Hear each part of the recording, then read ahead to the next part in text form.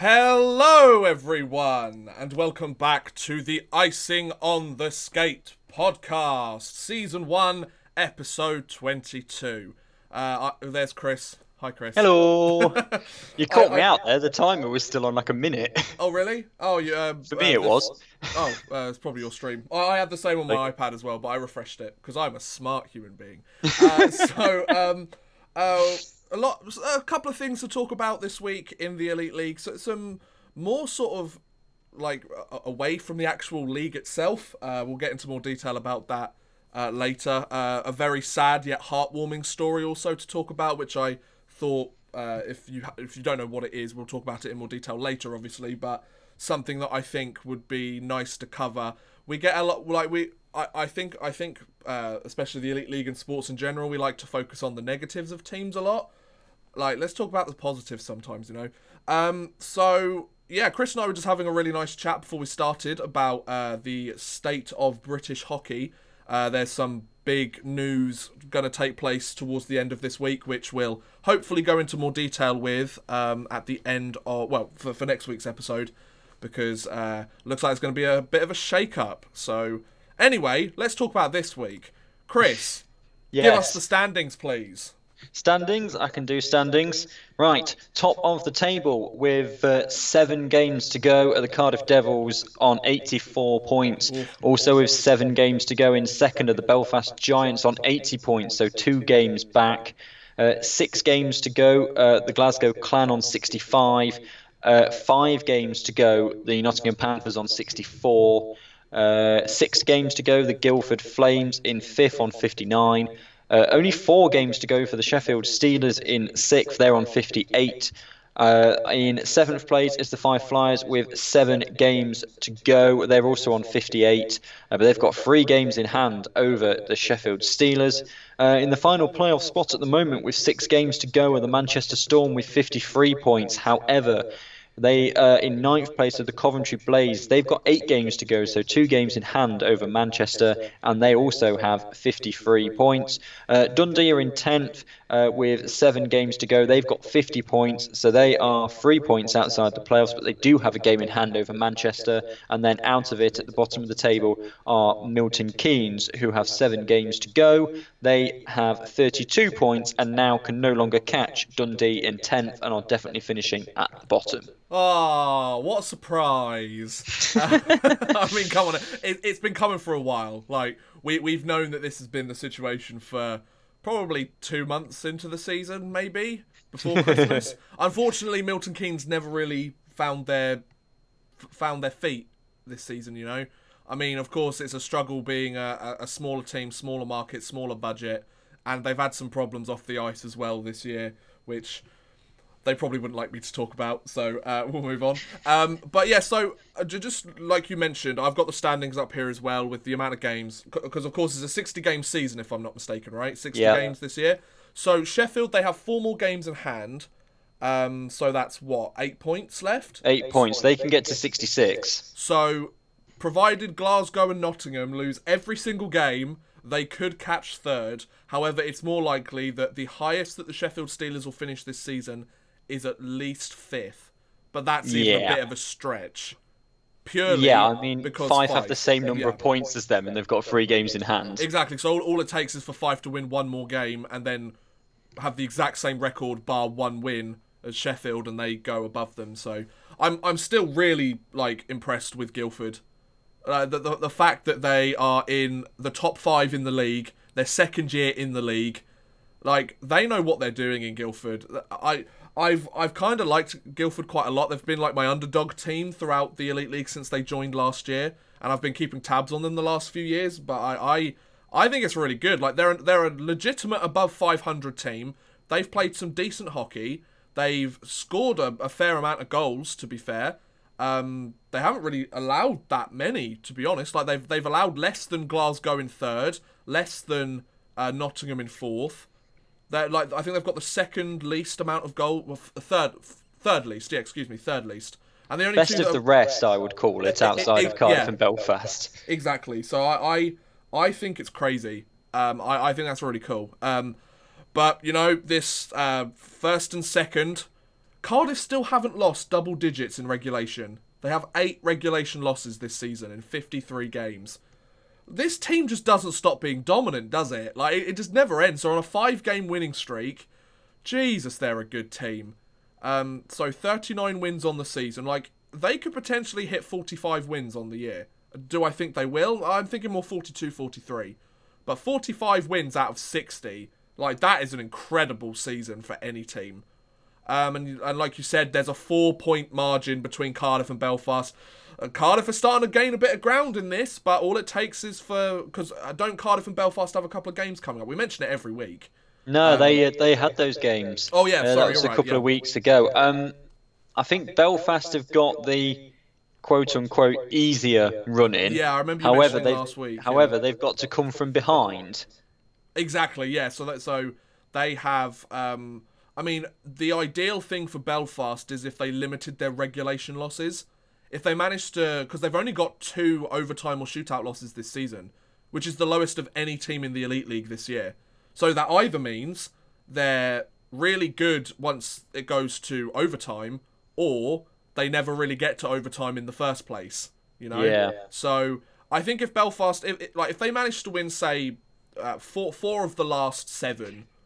Like, they're still in the running. But if the rest of the games that they lose were all in extra time, they might still have a chance, you know? Yeah, and I mean, they've got... I mean, they've got the... Almost, as we said, the better running, because 5 of their 7 games are at home. Oh, there you go, yeah. They've got 2 against Coventry this weekend at home, Sheffield at home, Fife at home, Dundee at home.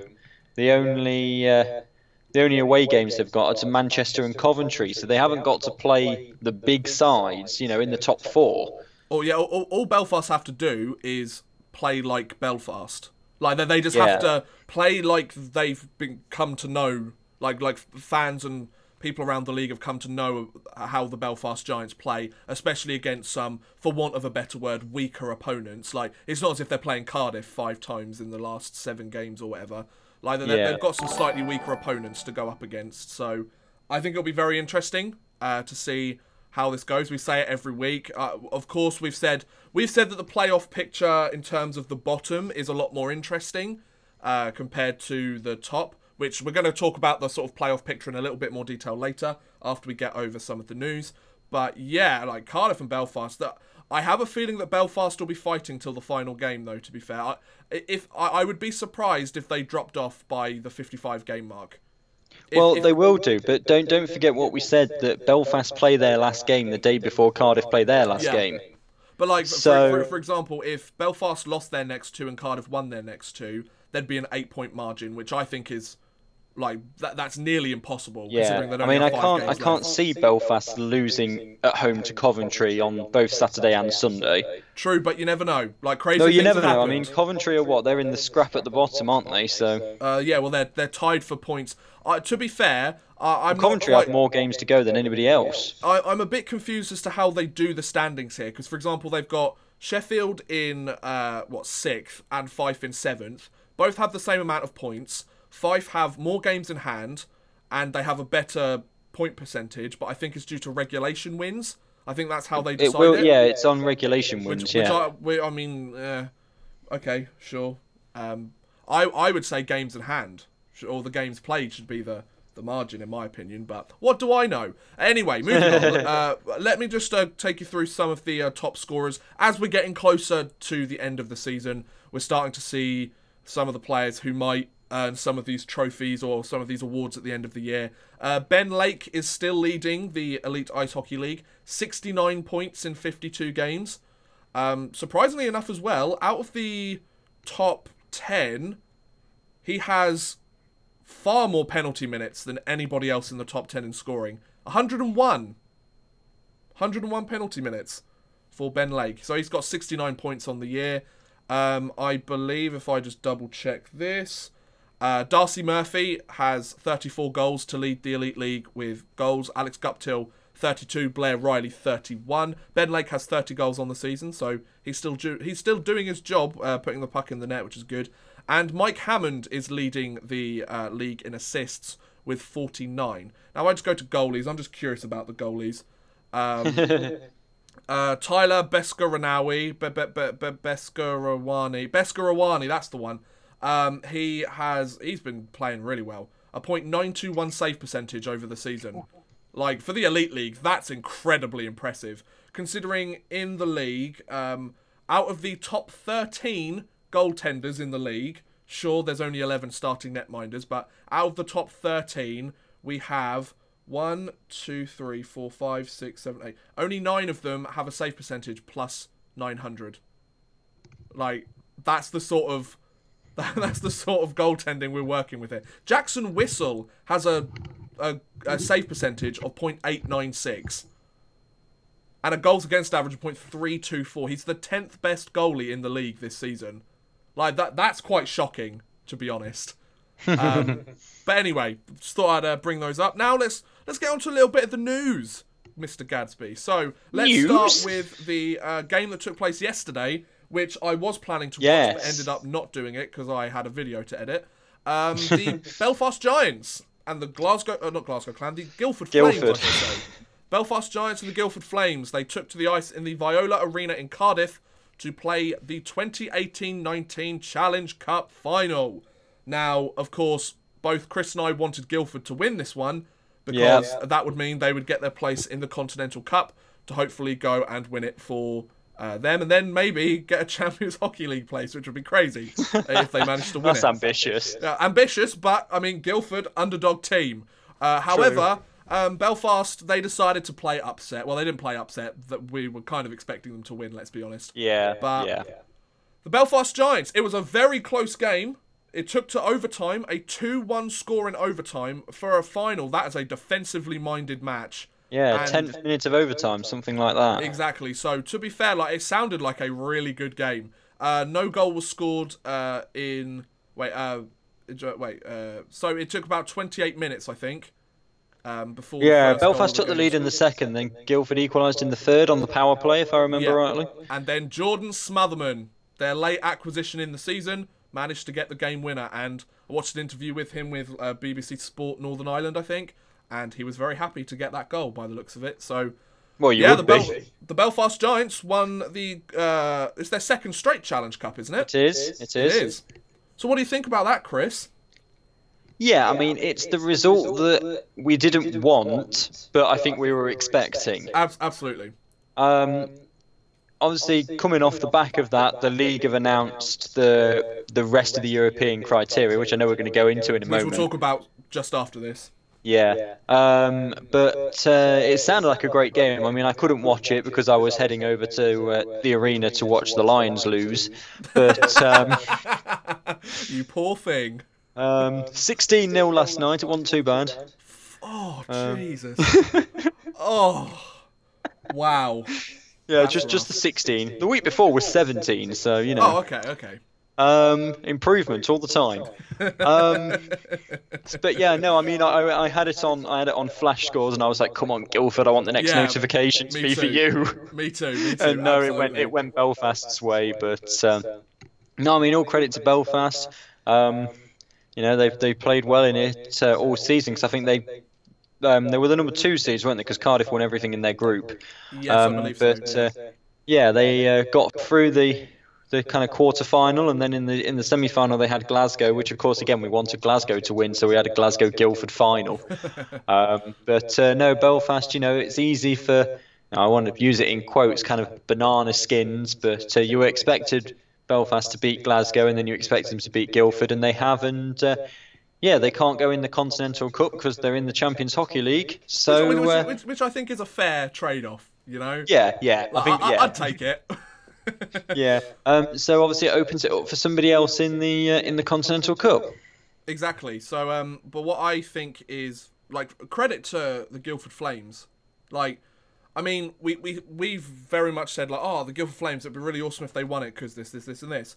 We knew for, like, the Guildford Flames, I think Guildford Flames fans knew it was going to be an uphill battle for them. Oh yeah. However, like, this team's second in the league at the moment. They could still win the league. They've won back-to-back Challenge Cups now. They took them to overtime. A team that plays not even in their own singular rink. They play in a fucking leisure centre. Like, and 2 years ago, they wouldn't. Could you imagine Guildford Flames fans thinking 2 years ago, we're going to be in the Challenge Cup final for the Elite League in 2 years? Like, yeah, I know. People would have said you're crazy. If I said that on here, like, Elite League fans would be like, you're mad. Like, go do some research. The chat would have lit up and just gone, what you on about? Exactly. And yet here we are. Which is, like we've said countless times, one of the brilliant things about hockey and sport in general. Just the fact that these storylines can arise and they're so fascinating to watch. So, credit to the Belfast Giants winning their second straight Challenge Cup. Still think it means nothing. But, well, fair play to them. I mean, it's another trophy they can add to the cabinet. Talk to me when you've got a playoff one. Anyway, moving on. Hey, that's motivation for them. It's motivation to try and actually finally win a playoff championship, you know? It's been a while.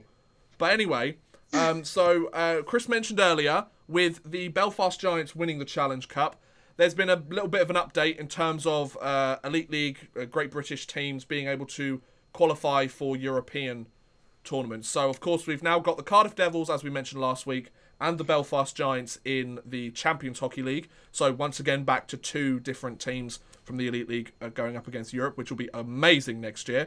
Hopefully do a little bit of content on that when the next season arises. However, that means our spot, the Great British spot in the Continental Cup, is left vacant. Now, that usually goes to our Challenge Cup winner. Like Chris said, Belfast can't go because they're already in the Champions Hockey League, which is your reward for winning the Continental Cup. So, the way that they've decided to do it is, first off, it goes to the playoff champion. So, whoever wins the playoff finals weekend, takes first place, will get the chance to go in the Continental Cup. Now, of course, Cardiff and Belfast, very, very likely to potentially win the playoff championship. And, of course, they're already in the Champions Hockey League, so they've said if either Belfast or Cardiff win the playoffs this year, then the Continental Cup space for Team Great Britain will go, or a Great British team, will go to the 3rd place in the Elite League. So, judging by the standings at the moment, if it was to be done via the standings today, that would be the Glasgow Clan. However, Nottingham also have a chance to catch there, and Guildford, to an extent, still do have a chance, albeit very small. So yes, I mean, there are still 5 teams down to 5 who, I mean, Coventry as well, but not, who can mathematically get that place.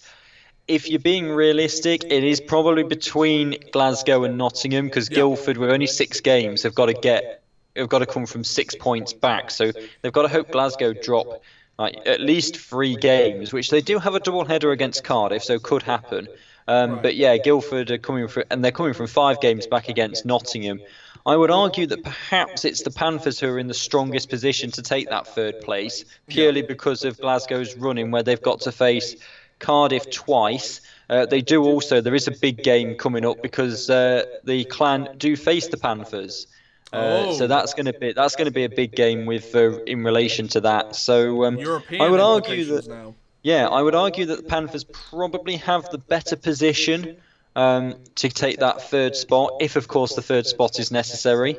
Because obviously Cardiff and of course the Continental Cup is rather familiar territory to the Nottingham Panthers. Since the Glasgow Clan, from my knowledge, have never competed in the Continental Cup, right? As far as I'm aware. Yeah, but the Nottingham Panthers, they've been in it several times and even won it once. So, I think if the Panthers managed to make it into 3rd, if that was necessary, because that's like the 3rd tiebreaker in who goes into the Continental Cup. The first tiebreaker is void now, Challenge Cup winners. So it's either it's the playoff winner or 3rd place. Or 3rd place, exactly. So the Panthers, it's kind of a two-way thing which team goes in. I'd love to see Glasgow get the chance to go in and see how well they do, and I'd definitely be supporting them to try and do the best they can in the Continental Cup. But at the same time, the Panthers have won it before. They've had some success on that European stage, so I'd love for them to go back in and see if they can win it a second time, which I think would cement them as kind of like, if you win it once, people can say, you got lucky. If you win it twice, then people are like, okay, like you actually are good enough to compete in something like this. And of course, we had Belfast make it to the final, was one penalty shot or whatever away from from winning it themselves. Like, the Elite League in the Continental Cup is becoming somewhat of a formidable force, I would argue. Yeah, I personally, and this is a bit of a sideways thinking here, I would rather have Glasgow in the Continental Cup. Okay. Because it may come across, if Glasgow gets in the Cup, if we've had Nottingham and then Belfast and then Glasgow, it kind of almost perceives the league to be stronger if different teams are getting in all the time. And so they're obviously different teams fighting it out and getting at the top. Whereas if it's like Panthers in again, it's almost like in, I don't know, in the Premier League, where it's always Man City and Man United and Chelsea at the top. And yeah, so it's like, it's not as if it's like a two-horse race. It's the league as a whole has grown and developed to the point where we have the majority of the teams in the league have the chance to compete in this cup because the quality of players going up against each other is more equal than it was, say, 5-10 years ago. You know? Yeah. To be honest, I don't care which one gets in. I'd be happy for either. And as a fan of the league, I think that's the best way to think about it. Of course, if you're a Glasgow Clan fan, you'll want Glasgow to go in more. If you're a Panthers fan, you want the Panthers. Of course, but as a fan of the league, I would argue to an extent a little bit more than a specific allegiance. Like, I think it'd be great for either team. Like, bring it on. Let's see who gets it. Yeah. That's all of the news regarding the Challenge Cup and the Continental Cup. We now move on to some news from Germany, but it is related to the Elite League to an extent, so I will go into it. So some of you might remember, I mean, some of you might, most of you probably will if you've followed the league for a little while, the former head coach of the Nottingham Panthers, Corey Nielsen. He stepped down from his duties at the end of last season after quite a lot of fan backlash from how badly, or how mediocre, I think is a better word, the Panthers did last year. He'd been the head coach for quite a while. He was the head coach of the Panthers for 10 years, so that's pretty crazy. He stepped down last year, and he moved over to Germany to take the, what they called, the Lausitzer Fuchs of the DEL2, which is the second highest league in Germany. He decided to take the job there and see what he could do, and I'm really happy to announce that he has been awarded the Coach of the Year award in the DEL2, which is pretty awesome. His team in Germany was comprised mainly of German prospects or youth players that were obviously wanting to be called up by DEL teams if they were ready, and he far exceeded expectations in his first year. I believe they finished 5th place in the DEL2. And, I think that's really awesome. Of course, Corey Nielsen was no stranger to success in the Elite League. He won 12 trophies in 10 years, including a league title, 3 playoff titles, 6 Challenge Cups, and the Continental Cup. So he had a nice variety, as well as the amount of trophies as well, and he's now earned himself a Coach of the Year award, which I think is really awesome. Chris, what do you think? Yep, so they go into the quarterfinals of the DL2 playoffs. So they've got a little bit of a rest up till Friday, I believe it is. 15th, up to Friday, whilst in a sense, the round of 16 kind of playoffs takes place. So what happens is the top 6 go into the quarterfinals, and then 7th, 8th, 9th, and 10th have a round before that for the 2 to then go into the quarters to make it 8. Yeah, so it's like wild card. In a sense, yeah. So I believe it's a 7-game series, because only the first 4 are listed, and obviously it's not going to be a 4-game series in case you have 2 all. Yeah, exactly. So they it'll play either be 5 or 7. Yeah, so they play the Kaufbeuren. Okay. And that starts on Friday, and then it's pretty much every other day. Well, not quite actually. So it's Friday and then Sunday, and then it's the following Friday and Sunday. Is the first the first 4 games for that. But yeah, I mean, it's a young team. They only finished 5 points off the top of the table. Wow. That's not too bad. So, yeah, considering the gap in teams, I mean, the team at the bottom finished on 54, so they almost doubled the team on the bottom. Oh wow, fair play. Yeah, good on Corey really, and it's nice that he's having success over there as well. I think, of course, a lot of fans or a lot of fans that very much liked Corey Nielsen as part of the Panthers organization, or Panthers fans that still liked him, which I'm sure there are many, given what he did to, or given what he won with the Panthers during his time there. I can imagine a lot of fans of them like, you see, this is why Corey Nielsen shouldn't have left. And of course, this is going to be a bit of a discussion, or it might be within Panthers fans like, oh, this is why you should have kept Nielsen. It wasn't his fault last year. It was due to blah, blah, blah, blah, blah, whatever. I mean, if we want to go back to that conversation, we will briefly. I think it's more of a state of it was just time for both parties to part ways. Because, for example, if Nielsen was still with the Panthers, he wouldn't have won Coach of the Year in DEL2. Like, he's doing his job over there, and like, as a Panthers fan myself, I'm not like, guy, he should still be here with us. He'd be winning awards here. Like, I'm happy for the guy. Like, go over to the DEL2, take a team of primarily prospects and, for want of a better word, no-name players, career, like, semi-pro players, and go do a solid job in the DEL2. Like, fair play, go do it. I mean, he doesn't. I don't think he owes anything to the Elite League anymore. Like, if he wanted to move to the DL2, even if he decided to step down and not necessarily, like, leave under such sad circumstances or awkward circumstances, you know? Like, he served as a coach for 10 years. He won 12 trophies. Like, he's done his job in the Elite League. So, fair play to Corey Nielsen for going over to another league. The DL2 is not an easy league to be successful in. I mean, and like the article that I read said, considering he had a team of prospects, like, that's not an easy thing to do. He basically had a team full of kids, which I think is a difficult thing.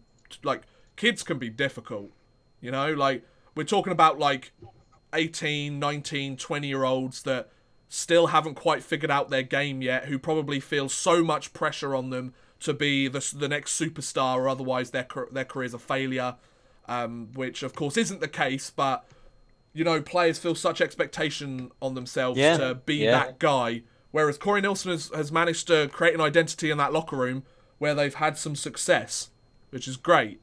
So, fair play to Corey Nielsen. So now, that's all of the kind of news bits from the Elite League. Let's talk a little bit more about the playoff picture. I mean, we kind of talked about it to an extent at the beginning of the podcast. But let's talk more about the bottom of the standings. Yes, the playoff race. Exactly. So, we've already said Milton Keynes in 11th. They're out. They're gone. Fair play. Then we've got Dundee and Coventry as the two teams that are currently out of the playoffs. Dundee 50 points with 7 games to play. Coventry 53 points with 8 games to play. To give you a bit of context to the two teams that are in the playoffs, 53 points for Manchester, only 6 games left to play, and 58 points for Fife with 7 games to play. So, I'm gonna make an argument here, Chris. I think you'll probably agree with me, but I'd like to hear what you think. Let's be honest, the only playoff space that really seems to be up for contention now is that final 8th seed. And it's going to be one of Manchester, Coventry, or Dundee who get it. And to be honest, I think Coventry could sneak in there. Let me just have a closer look. Yeah, I would go with that. I mean, it's a 5-point gap, which Manchester, they've only got 12 on offer. So again, they've got to really hope for Fife to slip up. Yeah. Coventry, it's a 5-point gap, but they don't have the games in hand that they don't have really the games in hand enough to kind of overtake Fife. Yeah. I mean, Fife have got Milton Keynes, Coventry, Guildford, Nottingham, Belfast, and Glasgow. So they haven't got an easy run in. It's not, well, that sort of run is not the best, not the worst, you know. No, like, it could be better, could be worse, but it's going to be a challenge regardless. It is. I mean, Manchester have got to play Belfast and Cardiff, but they do have 2 against Milton Keynes. Coventry. They have 2 away in Belfast, Belfast at home, Cardiff at home. So they've got a tough one. I think it is that final spot. I know Fife can overtake Sheffield. You know, I mean that's a given. They're on the same amount of points and they've got 3 games in hand. I think that's a given, to be honest. Yeah. Whether this means anything in terms of winning streaks and losing streaks at the moment, Coventry have won their last 2, Manchester won their last game, and Dundee have lost their last 2. So maybe it's a case of a team gets their streak snapped and then goes on to do really well or really bad. Yeah, I definitely think Fife will overtake Sheffield. I think they have a chance to overtake Guildford, but whether they do or not, we'll come back next week and maybe talk about that more in detail once we've seen this week's matchups happen. Yeah. I mean, Dundee have got a tough one because they've got top 4, in fact, top 5. They've got Glasgow, Guildford, Nottingham all away. Wow. They've also got to go to Belfast. They've then got to go to Guildford again. They've only got 2 home games and one of them's against Cardiff. Wow. And they're also 3 points back. Yeah, I'm on paper looking at the running. I would potentially eliminate Dundee as well, to be honest. So I reckon it is going to be between Coventry and Manchester. I'm not convinced that either of them are going to catch Fife, to be honest, considering Fife have got games in hand. There are some people mentioning that Manchester or Coventry might have the chance to catch Sheffield. Well, they can, but even with the games in hand, Sheffield have got to drop points. I would think Coventry is more likely to catch Sheffield than Manchester is, purely for the fact that they've got those 2 extra games in hand. Of course, like, that depends on the opponents that they go up against, of course, but yeah, I definitely think it's now turning into a bit of a 2-horse race here. That doesn't mean to say Dundee are out of the playoff running, because they're not. They've got 1 game in hand on Manchester. I think the X factor in all of this is Coventry. They've got the most games left out of the 3 teams. They're tied for points with the 8th seed. I think it all depends on how well they play with their final 8 games of the season as to whether that affects the other 2 teams. Because, for example, if Coventry play really badly in their last 8 games, it's probably going to be Manchester's. If Manchester plays quite badly in their last 8 games, or worse than Coventry does, Coventry are in it. If both of them play bad, then Dundee have a chance. I'm not really holding out much hope for Dundee, purely for the fact that 3 points back and they've only got 7 games left to play. They've played 1 more than Coventry. They've played 1 less than Manchester. I think it's going to stack up Coventry at least in the 8th seed. I'll put them in the 8th seed for argument's sake. Then Manchester, then Dundee. Which I think we probably said last week. Yeah, it was something I can't remember what we say week to week, to be honest. Yeah. Yeah, that's fair. So yeah, I think it's very interesting. In terms of the middle of the table, I think Nottingham can catch Glasgow. Glasgow are on a 2-game losing streak. They've got 1 game in hand on Nottingham, to be fair, and they're 1 point up. But they do, but Glasgow have got a home and away against Cardiff and that game against Nottingham. Exactly. So, for example, if Cardiff beat them both times and Nottingham took their game against them, Nottingham would go at least 1 point above Glasgow. And then how they do in their 2 games against whoever will dictate whether they go up or not. That 3 and 4 seed is going to be an interesting one to keep an eye on. Like we said, from Guildford down to Coventry and maybe even Dundee, like, it's still very much up in the air. And we've said it week in, week out, like, it's just so interesting to see how the little ground they make and then the little ground that they lose every week. They're almost... Yeah, go for it. They're almost kind of little leagues now, because you've got Cardiff and Belfast in a league for the top 2. Yeah. You've got Glasgow and Nottingham in a league for 3rd. Yeah. You've got Guildford, Sheffield and Fife, who are going to be in a mini league for 5th to try and avoid Cardiff and Belfast. Yeah. And then you've got Fife, Manchester, Coventry and Dundee to an extent in the battle for the final 2. It's like different theatres of war in this overall war, which is the 18-19 season. So yeah, I think we'll have to wait and see again. What are the sort of games that are coming up this week? So we've got Belfast, Coventry, Glasgow, Dundee, this week, both on Friday. So this week, as you said, it's Belfast, Coventry, and Glasgow, Dundee. On Saturday, it's Guildford, Dundee, Sheffield, Cardiff, Nottingham, Manchester, Milton Keynes, Fife, and Belfast, Coventry. So non kind of head-to-head there. Yeah. In terms of the playoff picture of teams being able to sort it out themselves. Yeah. Sunday is Nottingham, Dundee, Coventry, Fife, which is going to be one of those key games. Yeah. Manchester, Milton Keynes, and Cardiff, Glasgow, which is obviously a key game for Cardiff. So yeah, that's the look at the playoff picture at the moment. It keeps changing with every game that takes place. Yeah. We're at that point in the season now where every point matters. Like those losing streaks at the beginning of the season might come back to haunt teams. Those winning streaks at the beginning of the season might come back to benefit the teams that are playing under 500 at this point in the season.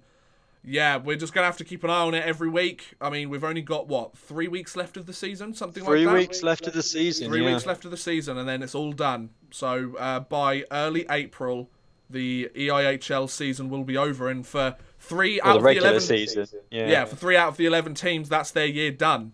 So, let's move on to something that starts off starts off really sort of sad, but has a very nice ending. So, our play under review is slightly different. It's not so much a debate topic within the British League. It's something that I wanted to bring attention to, just in case anybody hadn't heard about it or wanted to know more about it, or my opinions on it or anything like that. We have got a really interesting one. Chris and I were just talking about it before we went on the podcast. About British hockey. There's a big meeting taking place on Saturday in terms of how a few things are moving forwards, and we'll have some more details about that, which we'll talk about next week. But for this week, hopefully.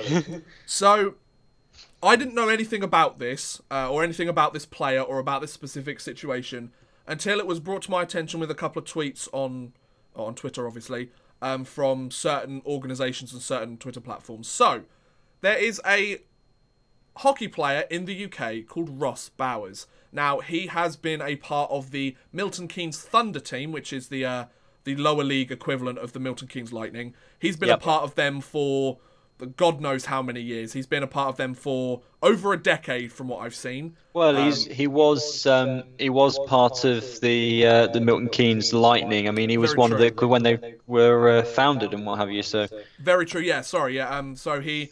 Back when the Milton Keynes Lightning were in their EPL days. Yeah.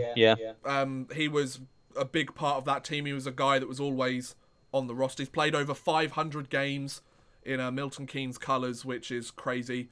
He had some really bad news over this last week or so, which is awful. It was created the 4th of March. It was exactly a week ago today. He unfortunately suffered a eye injury due to a high stick from an opposing player. Now, he has been informed, this is all via a GoFundMe, which will make more sense in a minute. He has been informed that after 3 or 4 more surgeries on his eye, the best he can hope for in the injured eye is that he'll be able to tell if the light in a room is on or off. Like, that's awful. To go from one day getting ready to suit up for a game, to play for the Milton Keynes Thunder like you've done every week for however many years, and now he's basically lost all sight in one of his eyes. And that's meant that he's basically having to retire from professional hockey. He can't really play it anymore, which is an absolute shame. It's also going to cause him some problems with any career that he tries to pursue off the ice, because that's severely going to limit the amount of careers that he has a very high chance to be as useful as possible in, for want of a better word. He also has a girlfriend and a daughter that he has to try and support, and he's basically lost his form of income here, albeit not as big as some of as you might imagine being a team in the EIHL at the moment, but still, it's money. It's money that he brings in. By the looks of it, it's his primary source. It was his primary source of income. However, so a GoFundMe page was set up by the members of the 4,000 and Counting podcast, or show. I'm not quite sure which one it is. They set up a GoFundMe page to help support Ross Bowers and his family, because, of course, he doesn't know what he's going to do now. They would rather he would focus on his recovery instead of worrying about what job and how he's going to support his family. And they went for the random, or not necessarily random, but they went for £5,000 as sort of the target that they wanted to hit, as it was like we might not hit it, we probably won't hit it, but if we set it to something that high, then who knows. And I've got to say, the British hockey community has done a fantastic job at the moment. I've got the page up here at the moment. It's currently trending on GoFundMe, apparently. And in the last 6 or 7 days, 810 people have donated £23,559. It's come to the point where the group that set up the GoFundMe page, they've had to increase the maximum donation amount from 5,000 to 10,000, 15,000, 20,000, so on. It's currently at 30,000. So in less than a week, they've managed to raise over 23 grand to help Ross Bowers and his family not have to think about what job he's going to get next, not have to think about how they're going to get money in. The hockey community has come together and gone, we are going to help this guy out. He won 5 EPL championships, played over 500 games.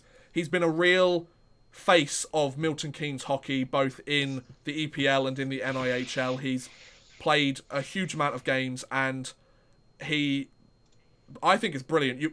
There's donations from teams like I'll get up the highest donations. The biggest donation was the Milton Keynes Thunder Hockey Club, which donated £1,374.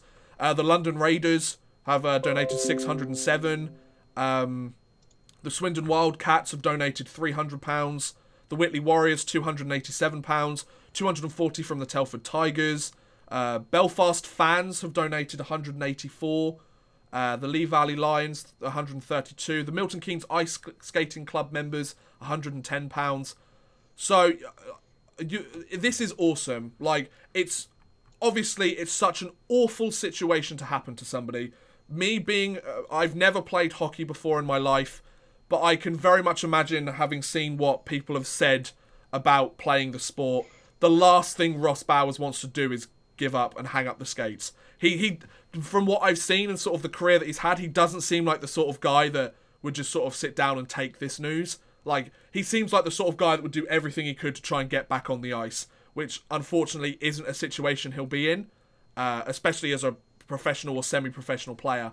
But the fact that the UK hockey community and teams around the league, like, they've put their allegiances aside, and this is more. I can imagine a phrase that Chris would use. This is more than the sport. This is about something more important than the sport of hockey. This is about a person's career and livelihood essentially being obliterated within a split second, and all of the situations that have happened, all of the news that he's had since then. So, a fantastic job from the UK hockey community. £23,000. Like, that's just incredible. And the Nottingham Panthers are doing a jersey auction to try and raise money for it. The Milton Keynes Lightning have done several sort of bucket donations at their recent games. I think they've raised another £2,000 or something, I think I saw at one point during one of their most recent games. Like, the fact that the British hockey community has come together and supported Ross Bowers in such a difficult time for him, like, that's a solid amount of money that will make sure that he doesn't have to worry about providing for his family or his kids for quite a while. And that means he has time to essentially process what he's been through, figure out what he's going to do next, and it's given him the chance to build the foundations for what happens next, which I think is so heartwarming from the rest of the hockey world in this country. And I give mad props to the UK hockey community. Like, you don't see things like this happen often. Like, it's sad that a tragedy is what brings the whole community, a whole fan base together. But they are, like, especially Brits, we all know when to come together when it's needed. When somebody needs us the most, that's when the British hockey community, Brits in general, I would argue, know how to do it. So, and know how to get the job done. So, wow. Well, what do you think about this, Chris? Yeah, I mean, you kind of took out the bit that I was going to say, which was that it's going to keep coming because obviously Panthers haven't had their auction yet and things like that. And yeah, it's. I mean, we all love this. We all love this sport. I mean, we talk about it for about an hour and a half on the on the podcast every week, and then we Yep. just talk about it for the rest of the time. And of course, every weekend I'm down there doing commentary on it. But at the end of the day, it is just a game, sport, Yep. whatever. You know what I mean? Or And it's just a job. yeah, and there are so many other things in life that he's now going to potentially miss out on Yep. if he because he's completely lost the sight in one eye. So it's just, and you think about all the things that he might potentially miss out on just in terms of vision. Obviously, it's something that we all take for granted unless you don't have it. And it's even the simple things. Like, I mean, I don't know how old his daughter is. I think but, it says 13. Oh, 13. Oh, okay, that's kind of. Okay, the point isn't going to be as valid, but you're going to understand what I mean in terms of like, if it's just down to your field of vision and you were to miss, first steps or, some of the stuff that's so key and is one of those magical moments that, okay, of course he won't have that because she's 13, but, things like that he's potentially now going to miss out on. You mentioned sort of milestones like when his daughter, like if his daughter goes to uni and graduates, when she gets her first job, when she gets her first car, when she has her first driving lesson, like I would highly doubt that Ross would be able to take her on her first drive, like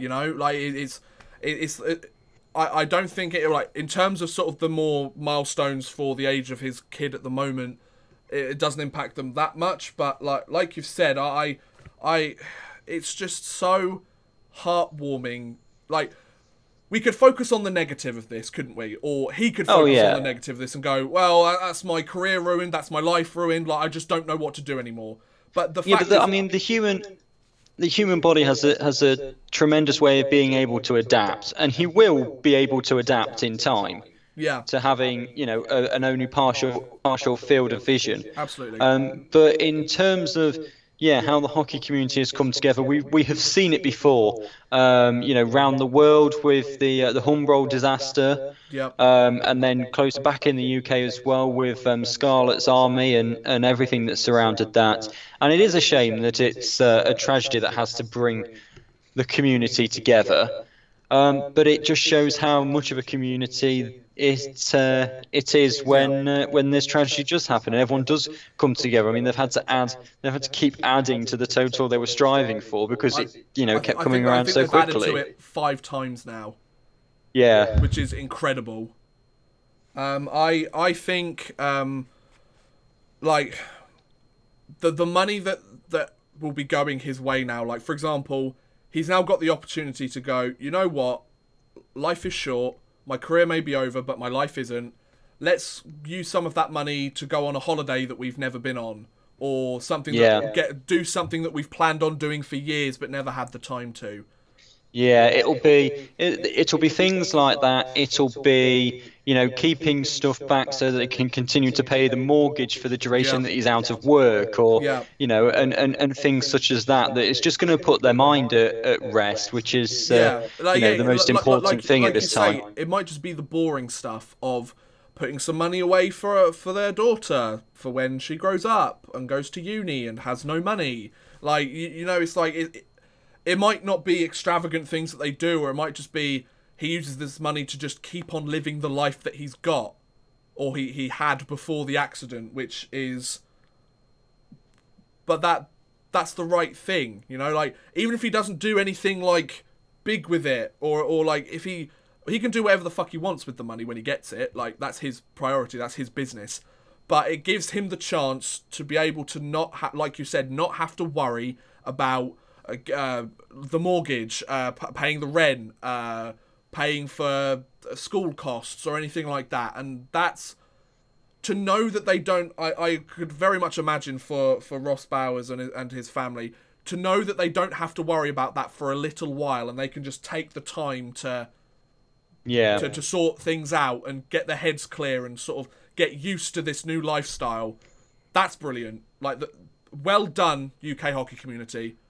Like, the hockey fans around the world, I completely stand to this point, are the best fans you'll ever find. They will help each other out if they can. When it's on the ice, they hate each other. But once that final buzzer goes, they know it's just a game, and they go back to just loving the sport.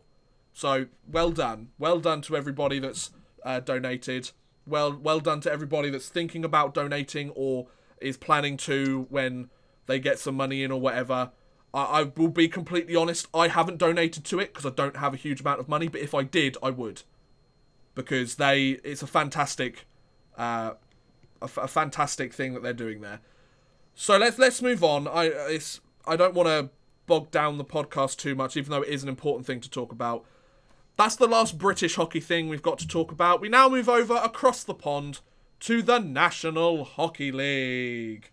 Yay! So, it's just been more of the same again, to be honest. Boston have done very well recently. They hadn't lost in regulation since January 19th until their loss against Pittsburgh last night. And that's skyrocketed them up into second in the standings, which is awesome. There's one team that's now clinched a playoff berth, which is the Tampa Bay Lightning. They are the first team surprises this season. Yeah, exactly. They are the first team to clinch a playoff berth this year. We'll talk a little bit more about a specific player for the Tampa Bay Lightning in a moment.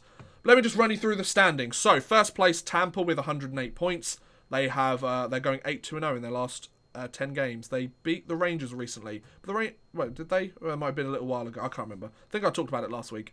Boston now in second place in the league. So the Atlantic Division really tearing it up at the moment. 93 points for second place.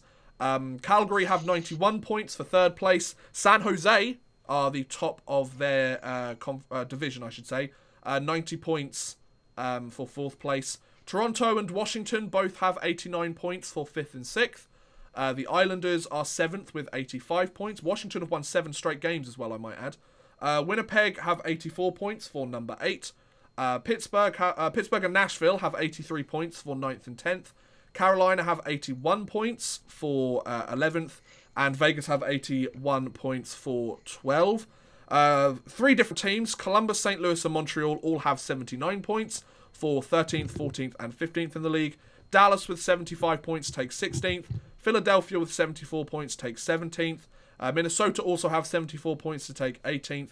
Arizona on 73 points. They're 8-2-0 in their last 10 games, but they still suck. What a surprise. Colorado and Florida, 72 points for 20th and 21st. 69 points for the Buffalo Sabres to take 22nd in the league. The Rangers are on 68 points with 23. I want to tank for a higher draft pick at this point. Come on, Rangers. Lose all your games, please. Although Libor Hayek scored his first NHL goal last game. It was very nice. The Chicago Blackhawks and the Edmonton Oilers, 24th and 25th with 67. What is happening in the Edmonton Oilers organization? They're just a train wreck. Then we have the Vancouver Canucks, 65 points for 26th in the league. Anaheim, 63 points for 27th. The New Jersey Devils have 59 points for 28th. Then Los Angeles and Detroit both have 58 points for 29th and 30th. And to nobody's surprise, in last place, 31st, the Ottawa Senators with 52 points on the season. So there you go. Those are the NHL standings. If you're curious as to the wild card spots and everything like that, let me just find them for you. It's Carolina and Columbus in the East and Dallas and Minnesota in the West. Could you imagine if the Columbus Blue Jackets didn't make the playoffs? Like, considering the moves they made at the deadline and the huge amount of stuff they gave up to do that, I would be flabbergasted. Well, I mean, they are only in the wild card spot by wins at the moment. Yeah, I mean, Montreal, I mean, to be fair, they have a game in hand on Montreal, but still. Like, Montreal, They're not going away anytime soon by the looks of it. Both teams are playing 500 hockey in their last 10. So who knows? And in the Western Conference, Dallas and Minnesota take the spots. Arizona actually, okay, they're closer to a playoff spot than I thought. Fair play, Arizona. I apologize. Colorado, and a game in hand on Minnesota. Exactly, and Colorado, they've really fallen out of the playoff race. They're 4th place in the wild card race. They were at one point one of the top 3 teams in the Central Division.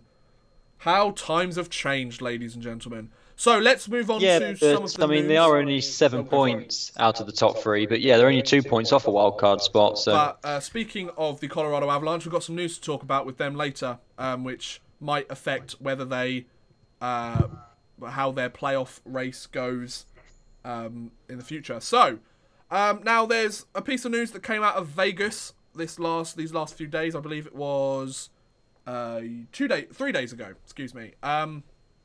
I mean, nobody was surprised by the news based on what happened with the trade deadline. The Vegas Golden Knights, their trade deadline acquisition to acquire Mark Stone in exchange for Oscar Lindberg, Eric Brandstrom, and a 2020 second-round pick.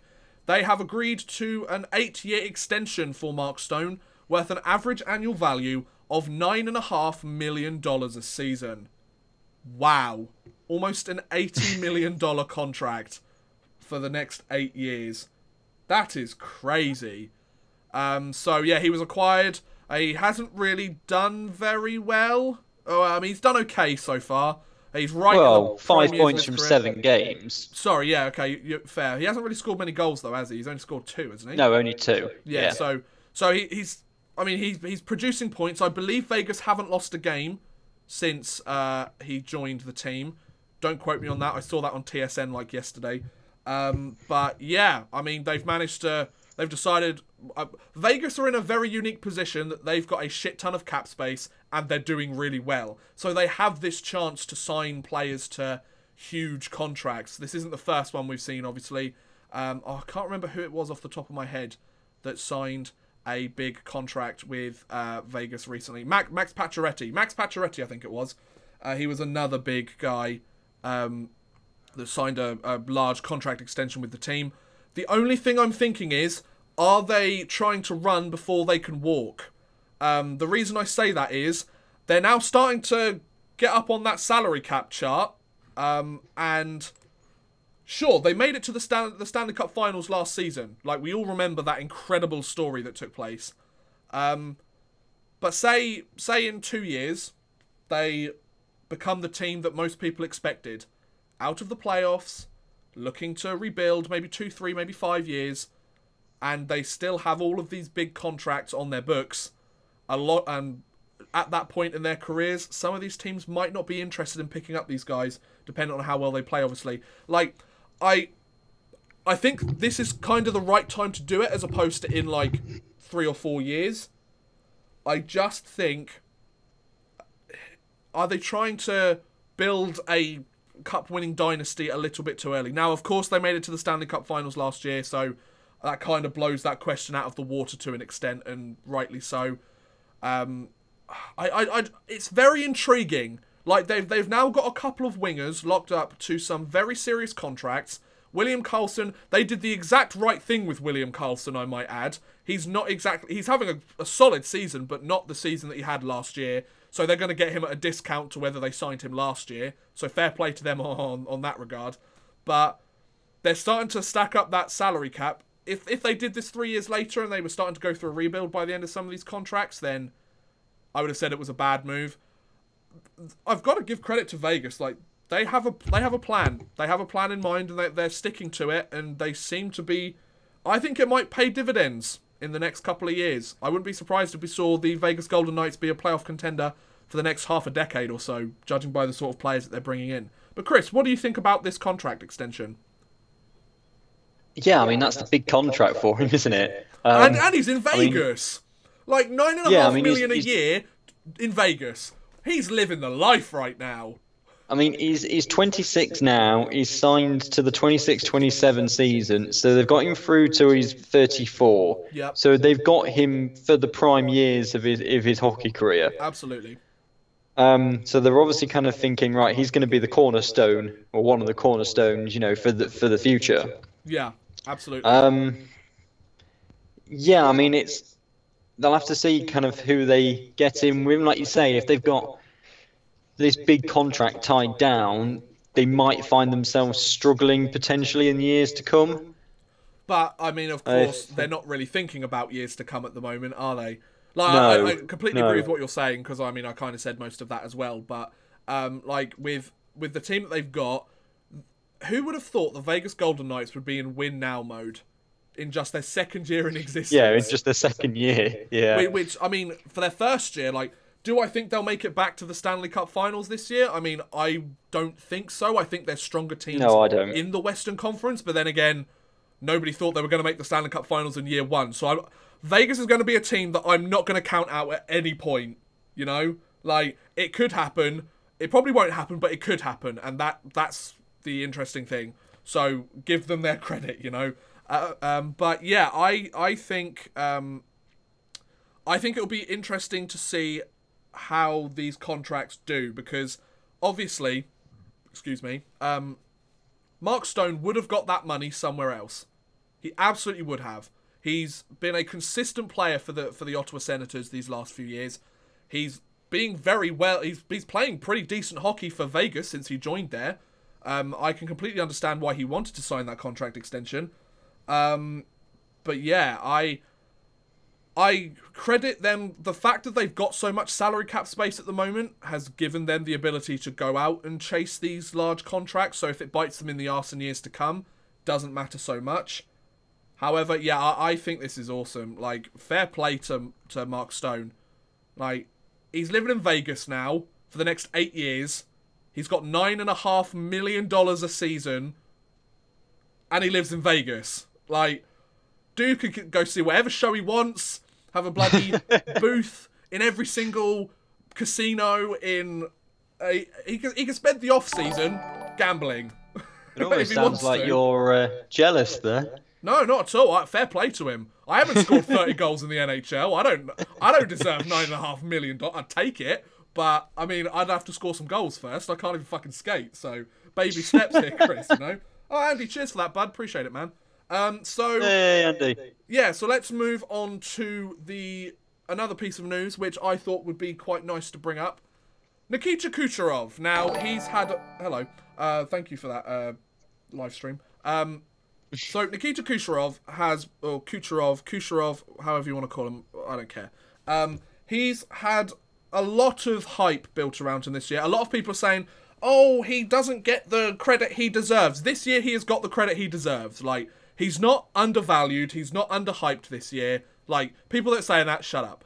Other years, maybe. I get your point. However, he's leading the NHL in points at the moment. The NHL seems to make a gif of him every single game that he plays and every single bloody goal that he scores. But Nikita Kucherov, he's in the news for a slightly different reason, related to his points, obviously. He has now made a new record in the Tampa Bay Lightning organization for points in a single season. So the previous record was held by the Lightning's first overall pick in 2000 and something. It doesn't say here. That's not very helpful. Vincent Lecavalier. Some of you might remember that name. An absolute force for the Tampa Bay Lightning. Of course, was with the team when they won their Stanley Cup in 2004. He held the previous record by finishing the year with 108 points when he had 52 goals and 56 assists during the 06-07 season. Now, Nikita Kucherov, I believe, has 110 points at the time of this writing, which was 2 days ago. I can't quite remember if Tampa have played a game recently, but 110 points in the first 69 games of the season. And interestingly enough, only 32 of them are goals. Like, his assist count 60 odd assists. That's off the charts, man. I know it happens every year. Like, a player gets that many points, that many assists every year, but he's also a 30 goal scorer, which is crazy. Like, that guy knows how to play hockey. So, yeah, Chris, I mean, he also that's increased again because he got 2 goals last night. Oh, did he? Wow, 112 points against Detroit. Goals. So, yeah, it's It's ridiculous. I hope you're paying attention to all these because this is the sort of thing that's going to come up in the end of season quiz. Ah, okay, right. I'll keep a mental note and forget it So 5 minutes later. You know me. But yeah, I mean, it's incredible, really, to have him so productive, and no matter what other teams do, they can't stop him. No, it's like Alexander Ovechkin on the power play. You know, like him in the sense, face-off yeah. dot with the one-timer on the off wing. Like every single team knows that Alexander Ovechkin is going to do it, but they never. No one can stop it. They can stop him every once in a while, but he always manages to score like 15, 20 goals on the year just standing there. And that I think that shows you like how great of a player somebody is. Like, of course, Alexander Ovechkin and Nikita Kucherov are two completely different beasts, I would argue. But in Kucherov's case, like, they know he's the top point-scoring player in the league. A lot of the Tampa Bay players and fans have said for the last few years, like, Kucherov, he's a guy that people don't give enough credit for. He's rising. He's going up. Like, to be fair, he's playing with some pretty fucking talented players there in Tampa. Like, Steve Yzerman and Brisebois have done a fantastic job of creating that team there. I mean, whether they actually win a Stanley Cup is to be seen. I wouldn't mind it because it means the Rangers get a first-round pick. So, you know. But, yeah, I think it honestly is Tampa's cup to lose at this point. I mean, you can say that about pretty much every single first overall team in the league, but just the margin that they have on number 2, which is now Boston, which I think that the margin is at least like 10, 15 points. That's crazy. Like, they've still got, I think, a dozen games to play, and they've still got that much of a margin over the rest of the teams in the National Hockey League. Like, it really is theirs to lose. What do you think, Chris? Yeah, they're so far ahead of everybody else. They really are. It's almost like me in fantasy. Well, I mean, we'll talk about that a little bit more later. And because I mean, you're going down this week, so I'm just not, and it's a fortnight. Don't forget. Oh yeah, this fortnight then. It's just. It'd almost be funny if they then got swept in the first round. I mean, knowing the Tampa Bay Lightning, they'll probably make it to the conference finals and get knocked out by Boston or something. Yeah. Well, they did beat Boston last year, to be fair. Yeah, no, I mean, it's nice. I mean, I quite like Tampa as an organisation. The Tampa Bay Rangers, of course. Well, they've got Ryan McDonough, Anton Strawman, Dan Girardi, JT Miller. Is there any more? No, I think that's it. They've got at least 4 players. Ryan Callahan, that's 5. 5 of the players on their team were traded to them by the New York Rangers. Like, I would like to see those players win a cup. I'd be did I say Ryan McDonough? Yeah. Okay, yeah. Just making sure, because otherwise that would have been 6. That's enough to make 2 forward lines, for God's sake. Well, yeah. So, yeah, like I'd love to see those guys win a cup. I'd love to see Stamkos win a cup. Like, he had some problems a few years ago, of course, with the blood clots and everything. If he could finally rise the ranks and win a cup, that would be great.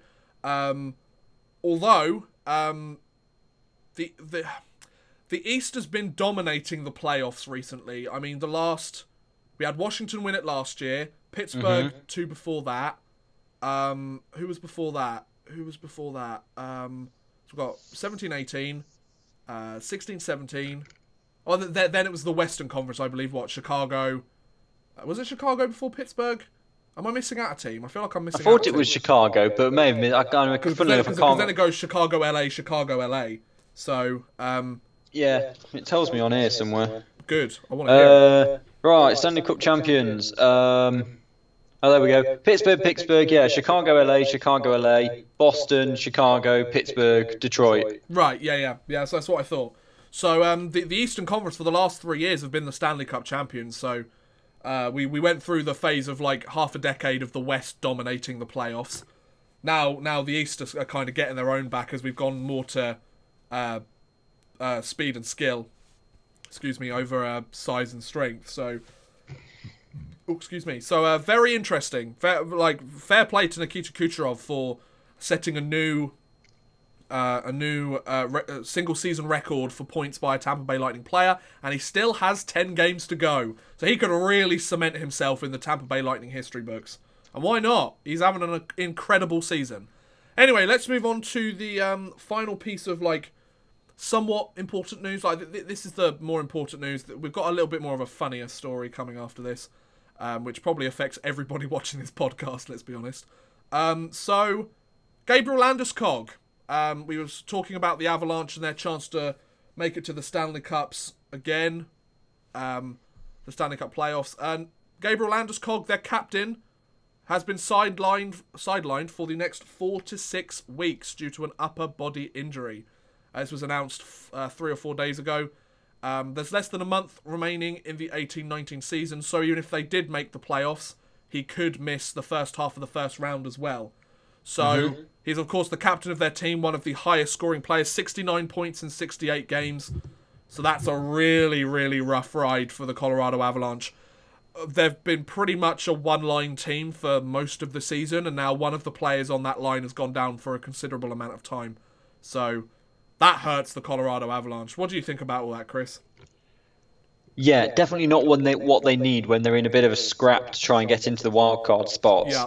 I mean, he's out for the rest of the regular season. Even if they make it, he's then out for a chunk of the first round as well. To lose your captain at this point of the season is quite a devastating blow for them, and it's only going to be an uphill struggle from here, I think, to get them into that wildcard spot. Yeah, absolutely. I mean, the problem is sort of halfway through the season they had their implosion where they just couldn't win games consistently to save their lives. After starting the season really strong, I mean, part of it is probably the fact that teams went, their top line's the only line that can score. Well, okay, we'll just shut down the top line and we'll win. Well, and of course, they lost a shed load of games, and they've been having some problems ever since. They're a noticeable stretch outside of the wildcard race, or out of a wildcard spot in the Western Conference, so they've got a bit of an uphill battle to fight, even with Landeskog in the lineup. And the fact that he's out now, and he's one of their most productive players. He's over a point per game. Only just, but over a point per game. One of his most productive seasons in the NHL, as far as I'm aware. Like Bobby says in the chat. Hi, Bobby. The depth has hurt them. The depth of the Colorado Avalanche roster. I thought their depth was better than this when they were going into the season, but looks like I'm wrong. Looks like a lot of people were wrong. We all thought the Panthers were going to be incredible this season, and look at that. Yeah, we've moved on, Chris. Come on. I'm just relating it back for the British audience. All right. So now we move on to... I mean, there wasn't really much else to say about that. He's injured. That's a shame. We move on to some sad news to all hockey fans that have Twitter. Ladies and gentlemen, everybody's favourite Twitter hockey player, Zach Boychuk, decided recently, this last week on Twitter, to unfollow 700,000 people. I was one of them. I'm sure you were one of them too. I'm sure everybody that's ever watched any hockey stuff on my channel was one of them. Now, some of you might not know... Good point, actually. Yeah, I'm sure I probably was. Yeah. Now, some of you might not know why he followed so many people. It wasn't just like a follow for follow, I just want loads of followers. Essentially, from what I've read, according to the Hockey News, apparently, Zachary Boychuk had a bot that he had to basically follow a load of hockey fans, so that then, if he had any sponsorship deals, he could get it out to a huge amount of people. It was basically an ad scheme. Like, it's not as if, like, it's this is an illegal operation. No, not at all. Like, from what I'm aware of, it's completely legal, what he did. It's just, he basically became a meme within the hockey community, because he's that guy that follows every single hockey fan on Twitter. Yeah. Now, of course, I'm sure many of you had that scenario when you saw Zach Boychuk with the little blue tick next to it. It's followed you on Twitter. You sat there and thought, oh my god, this is crazy. Like, a former NHL player that played like 130, 150 NHL games. An absolute beast in the American Hockey League. He followed me on Twitter. Guy must really love what I have to say. He didn't. I felt the same when he followed me. Don't worry. we all suffer from Zachary Boychuk syndrome. But unfortunately, he decided to go and do a massive purge of 700,000 Twitter accounts. Fucking hell.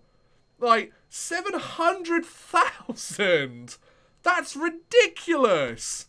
Like, I could just imagine looking at his newsfeed, like, loads up Twitter. You have 1.5 million updates to look at since the last time you logged in.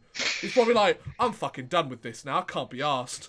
Yeah, probably. Those DraftKings sponsorships don't earn me enough money to do this. Now, to be fair, Zachary Boychuk has done very well in his professional hockey career. Sure, he didn't really crack the NHL for a sustained period of time, but he spent many a year in the AHL and has a lot of... I believe he has several milestones or records with the Charlotte Checkers organisation of the AHL, which is the Carolina Hurricanes affiliate. He also has played several years in the KHL, played with Sibir, Novosibirsk, and for Severstal Sharapovets. More recently, played there just recently this year before moving to SC Bern of the Swiss League. Because he followed me on Twitter, I wanted to keep tabs on him. I've now since unfollowed him from Twitter. If he wants to unfollow me, I unfollow him too. I mean, two can play at this game, bud. So, yeah, I just thought I'd let you know, guys. So, if you haven't already, and you were followed by Zach Boychuk, go and check your Twitter. It probably doesn't say follows you anymore. Yeah, mine's gone. I'm just going to double check again, because I only briefly looked at it. I'll double check again, just for parity's sake. Zach Boychuk, yep, doesn't follow me. Disgusting. But anyway, let's move on. Zachary Boychuk, he's old news now, folks. He's old news. So the KHL playoffs. Most of you probably don't care. I do, so I'm going to talk about it. So the second round of the KHL playoffs starts on Wednesday. The Western Conference semi-finals takes place on Wednesday, with the Eastern Conference starting on Thursday. So the KHL does it where all of the games from one conference take place on one day, all of them take place for the other conference on the next day. They alternate, which I think works fine. Some people are like, I want to try and watch as many games as possible. Why'd you have to have them all on at the same time? I get it, but at the same time, like, come on. You're not going to sit there and watch 8 games in, like, the space of 2 days. Come on. Nobody's got that much time in their lives. So, in terms of the first round matchups, it was CSKA Moscow against Vityaz, which was Alexander Semin's KHL team of choice for the season. CSKA Moscow, the regular season champions, swept Vityaz in 4 games. No surprise there. Then it was a Dynamo Moscow against Jokerit, and Dynamo Moscow took the series in 6 games, 4-2. Then SKA St. Petersburg went up against Spartak Moscow, and SKA, after going 2 games down, managed to win the next 4 to take a 6-game series win against Spartak Moscow. I watched Free Sports did a very good job of showing the majority of those games live. Fair play to Free Sports on that. And Aaron Murphy doing the call there, which was awesome. And yeah, I thought it was great. CSKA Moscow, Spartak Moscow, give credit to them. Like, they would not just lay down and die. And like, that's what you want in the playoffs. You want your team to compete at all times. And then Lokomotiv went up against HC Sochi, with Lokomotiv taking the victory. So in the Western Conference, for the second round, you have CSKA Moscow against Dynamo Moscow, so the Moscow matchup. And then we have SKA St. Petersburg against Lokomotiv Yaroslav. So I'm going to be keeping tabs on it. I might see if I can try and watch a couple of KHL games. Keep tabs on SKA, see how they're doing. They're doing all right at the moment. Then in the Eastern Conference, we had Avtomobilist against Traktor Chelyabinsk. Avtomobilist swept Traktor in the first round, 4 games to nothing. Then Salavat Yuleyev against Metallurg Magnitogorsk. Salavat managed to win that series in 6 games, 4 games to 2. Then Baris Astana against Torpedo. Torpedo, of course, heading to this country soon to play in a friendly match against the Team GB side, which will be very interesting. Baris Astana managed to win that 4 games to 3, which sounded like an incredibly awesome series. I was keeping tabs on it, and it seemed like nearly every single game went into overtime.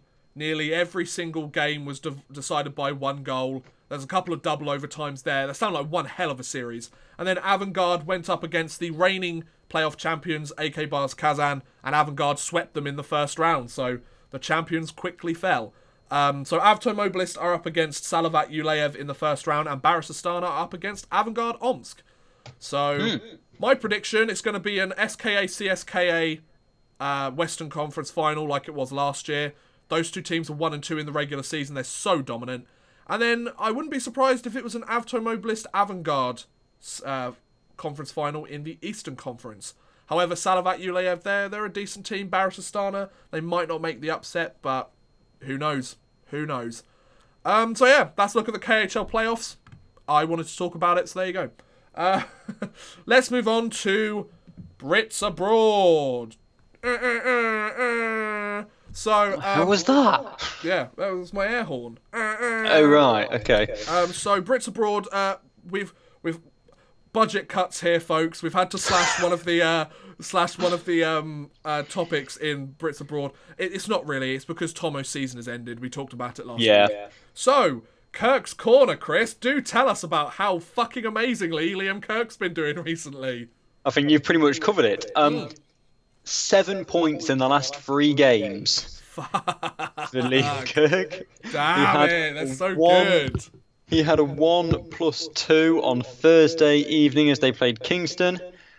He then got an assist against Barry on Saturday. And then on Sunday against North Battalion, he got his first OHL hat-trick. Yeet! So that has Liam Kirk now on 25 goals and 21 assists for 46 points from 60 games, which has him, in terms of the Peterborough Pete's organisation, he is currently 5th in the team for total points, but he is now 3rd in the team on goals. Which is incredible. And also, with Kirky's hat-trick last night, the Peterborough Petes clinched a playoff berth in the OHL playoffs. Yes. So that's awesome. So that means Kirky's going to be playing in some playoff action. And why not? Fair play. Hopefully he will manage to continue his... Like, he's really caught fire recently. Pretty much since he came back from serving as GB captain for the under-20s, really. Yeah. Since then, he's pretty much found his game, and he's been rolling with it, and why not? Fair play to him. So yeah, Kirk is doing well. That's the end of Brits Abroad. See, we're getting to that point in the season where we're getting playoff time, and teams that aren't in the playoffs, I mean, we don't really have to talk about them anymore. So let's move on to the one, the only, Fantasy Sports. Here we go. So these were the scores from last week. I won. Max 1, Clarky's Infants 1, Habsuck 1, Shaw Billionaires 1, Nottingham Yeet 1, Nottingham Redhawks 1, and the Lions we don't care. So now let's move on to the playoffs. So that was the last week in the fantasy end of the regular season. So now we move to the scoreboard for the playoffs. So like Chris mentioned earlier, this is a 2-week playoffs. So you basically use your players and the amount of points that they accrue over the next 2 weeks. Whoever has the most points, they then go on to round 2 in the winners bracket, right? Well, no, everybody is still playing for the 4 weeks. Right. But what happens is that if you lose, you essentially drop down a bracket, and if you win, you go up a bracket. Right, got it. So if you go on to, when you're looking at the standings, if you click, if you go into the top right, it says playoff bracket. Ah, yes, okay. If you click on that, I'll best come back and look at your screen, it'll be easiest. Now loading. Loading. Thanks for the sub, whoever that was. I just keep getting the blum. I've noticed it's happened a couple of times, so fair play. Cheers for the subs, appreciate it. We're less than 1,500 subs away from 10k now, folks. He wants that plaque. I do. I want that play button. I want it. I need it. I need to sleep with it at night. Right, so here's the playoff matchup. So I'm up against you. Matchups. Yeah, so what happens is the top 4, now that was the Eastern Conference winner, which was me, and the Western Conference winner, which was Denver Sports Team, and the next best 2. They were ranked 1 to 4, and then 1 played 4 and 2 plays I was third. 4. What a load of bollocks. You were half a game behind Shaw. Hey, but I was better than Denver, so, you know. And then, yeah, but they won the West. I don't care. And then, so the winners of the 2 semi-finals are going to the championship bracket, which is this which one, is to and the then which is the to the two right, losers and then the into 2 winners' losers consolation ladder. go into the which is like the 3rd place game. Yep, exactly. If you look at the rest of the league, they've been ranked from 5 down to 17. Indeed, they have. Now, Max if is in you number 10. yeah, so if you win your matchup this week, you will go across. So apart from Beanheads and Croatian Jets, you will go up 1, and if you Yep. lose it, you will go down 1. So, for example, Max, in your bracket, if you win, you'll go to this one, GMC number 9. So you'll go up a bracket to then play the loser of the bracket 2 ahead of you at the moment. Yeah, so you'll either go up to play against the Beanheads or the Croatian Jets, or you'll play against Habsuck Don't Know or Trump's Fake Wife if you lose. Yeah, and then in the column on the right-hand side, that is for final placing from 1 down to 17. Exactly.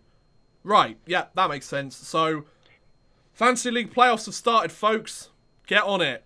So yeah, that's the end of everything we've really got to talk about this week. So, last call. Audience questions, folks. We have been keeping an eye on the chat as we go along. We've had stuff to talk about, so that's why we haven't really talked too much with regards to the chat. So, if you've got any topics that we haven't discussed in the podcast that you'd like us to have a quick chat about, give our thoughts, or if there's something you'd like us to go over in a bit more detail, if that we brushed over a little bit, then yeah. Who do you think is going to make the playoffs? Everybody but Manchester, Dundee, and scroll back about an hour. We went into it in detail. Go back in to the 45-minute mark and you'll find it. But yeah, to sum it up, Manchester, Dundee, and Milton Keynes aren't making it, in my opinion. Of course, my opinion might change. Fantasy playoff beards. I've already started on mine, as you can see. Lovely ginger look on me. Yeah, I mean, sure. In terms of, while we wait for a few more questions, in terms of what's happening on the channel this week, as some of you might know, I put up my poll on the community tab of my channel a couple of days ago. I'm currently in the process of writing the next Champs to Chumps. Considering how that one stacked up on views and things compared to some of the other series I recommended, I was quite surprised when that one got the most votes. But I am writing the next episode for that. I'm about a third of the way, halfway through the first draft of that. I'll hopefully get that up Wednesday at the earliest, but I doubt it. Friday at the latest, but it'll probably be Thursday. I'm aiming for Thursday to get it out. Depends how quickly I go through them. Are you there? I'm here. Okay, yeah, sorry. My Wi-Fi decided to have a massive problem. Sorry about that. So if you're still here, which you might not be, I'll just have a little chat about myself while we wait for some people to arrive. So yeah, I'm gonna try and get dropped. Yeah, get the new Champs to Chumps coming up. So hopefully we'll get that going. Need to start writing the next Whatever Happened To. I am hoping actually to do a live stream at the weekend, hopefully on Saturday night.